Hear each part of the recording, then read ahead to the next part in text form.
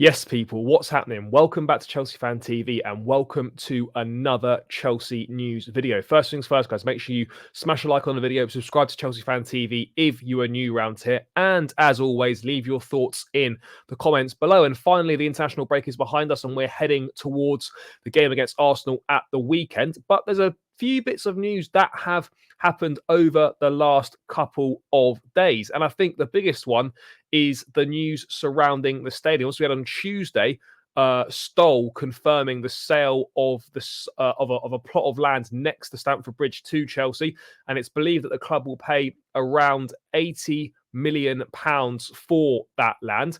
Again, people think it could be an indication that we're going to be staying at Stamford Bridge, and we've acquired that land obviously to expand the stadium potentially.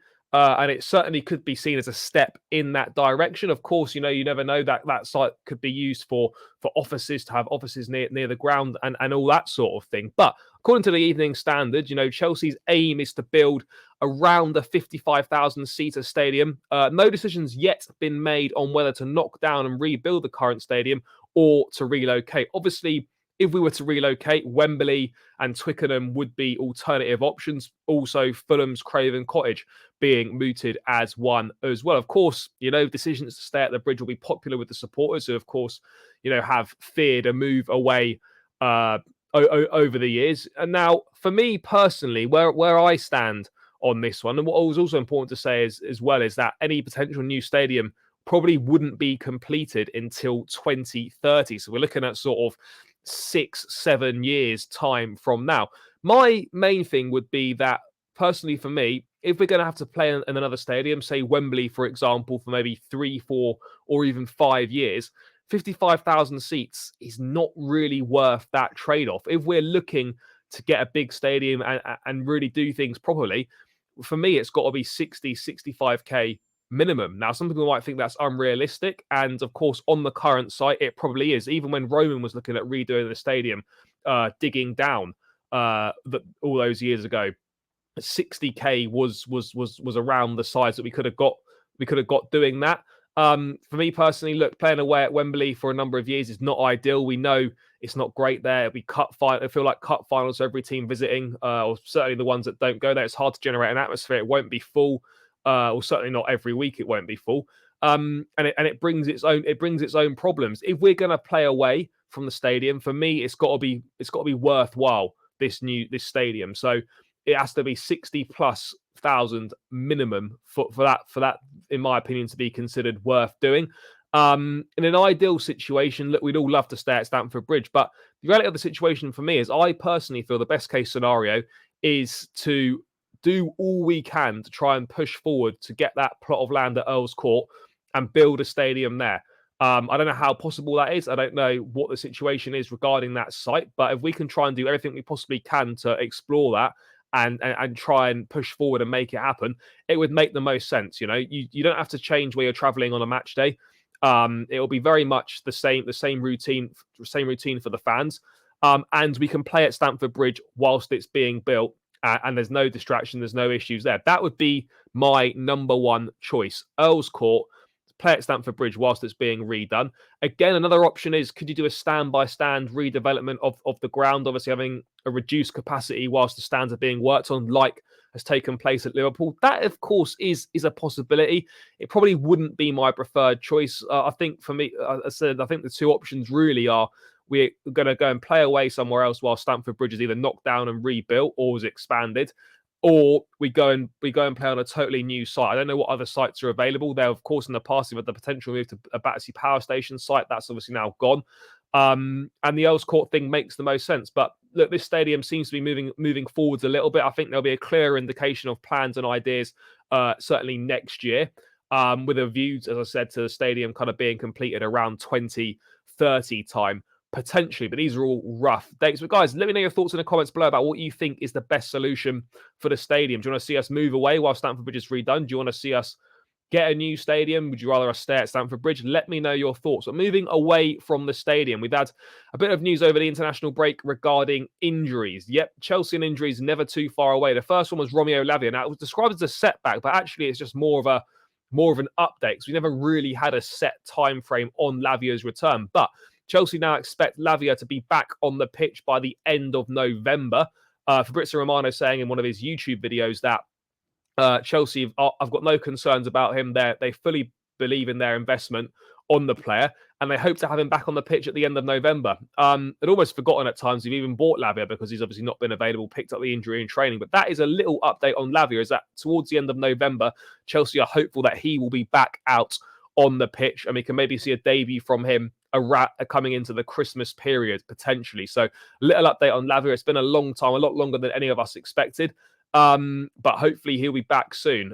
In terms of today, I mean, on the day of recording this video, Wednesday, we have the news that Carney Chukwuemeka and Trevor Chalobah have both suffered setbacks in their rehabilitation from injury. They had been back in some sort of team training, but there's further setbacks have been taken, and they've got to be reassessed at Cobham.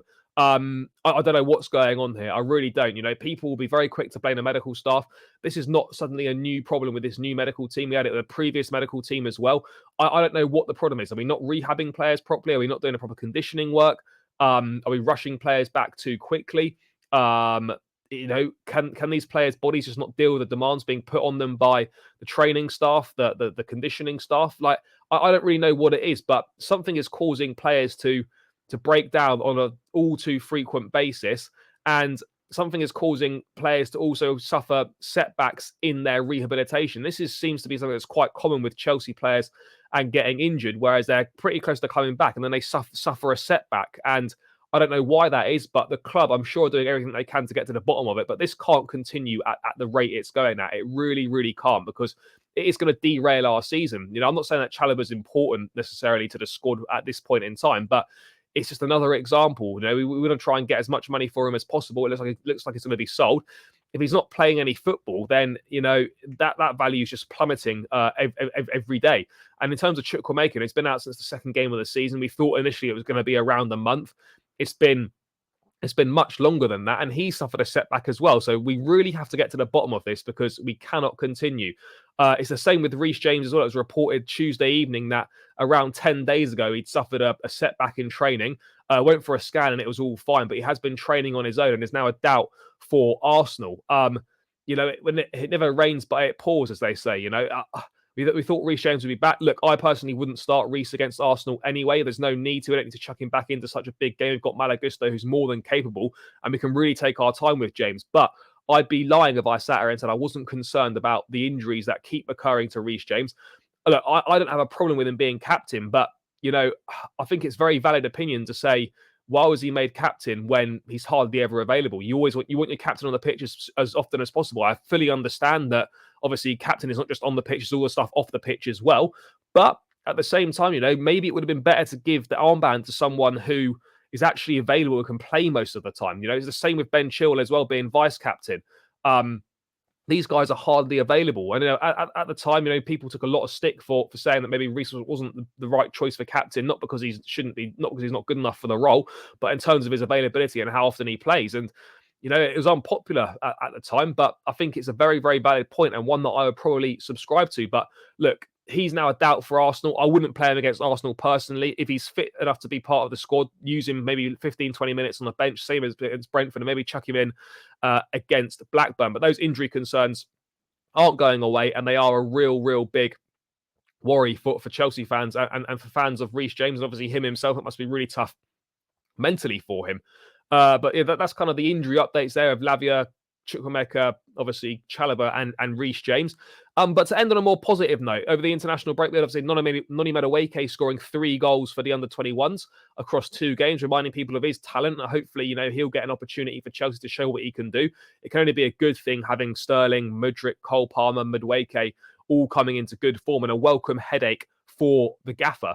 But the big international news was obviously Mykhailo Mudryk getting his first goal for the Ukraine on Tuesday evening, and what a banger it was as well. He's coming into real confidence now. He's got the monkey off the back. First goal for Chelsea, first goal for Ukraine, and you can see that his confidence is improving. He's trying more things. He's taking more things on the football pitch. Looks a lot more confident. He's not playing within himself. He's expressing himself, and Mudryk is only going one way, and that's up. And it's going to be a big plus to Chelsea fans. Hopefully, he can find the net against Arsenal, put in a good performance. wonder who's going to start that game. There's some difficult decisions for Maurizio Pochettino to make on Saturday. But yeah, guys, that's a really important milestone for Mudryk to get off the mark for the Ukraine. Some good performances from the boys over the international break. No injuries occurring to the players that were away on the break, which is a blessing for us as well. And yeah, guys, that is pretty much all the latest Chelsea news. So please make sure you smash a like on the video, subscribe to Chelsea Fan TV, as I said, and leave your thoughts in the comments below. And we'll catch you again in another video soon. Take care, up the Chelsea, and peace out, people.